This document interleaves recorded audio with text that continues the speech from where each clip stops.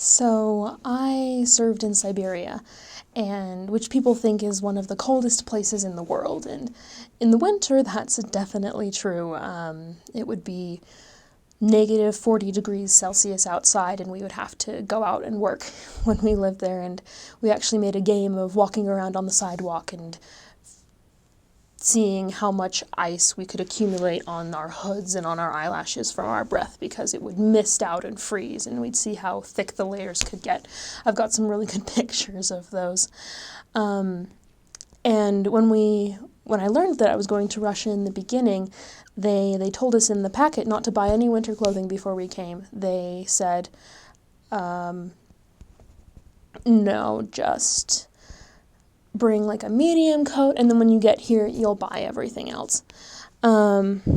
So when I got there, my trainer, she took me to get like a big parka, and we bought these fur-lined boots and really good gloves and hats and fur-lined leggings, which was the first time I had ever worn those in my life.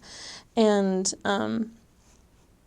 it got to the point throughout my entire mission that they were life-saving. I would end up wearing fleece tights, fur-lined leggings, 2 pairs of socks, and my boots in order to be warm.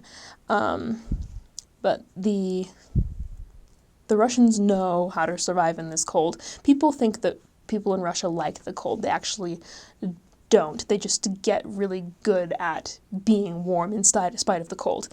I had this really funny experience my first winter in Russia where we went outside in the morning and my companion wasn't wearing her hat, and it was New Year's Day, and we were walking past a couple of men on the sidewalk, and people are really friendly. You can just kind of congratulate them on things, especially when it's a holiday, and so we would just say Happy New Year to people.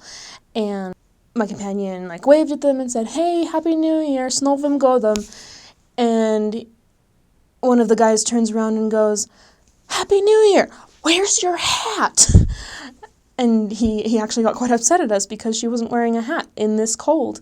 And a lot of people will do the same thing. Even if they have no idea who you are, they will get after you if you're not wearing a hat because they know how cold it is. And so we got really good at remembering to wear hats.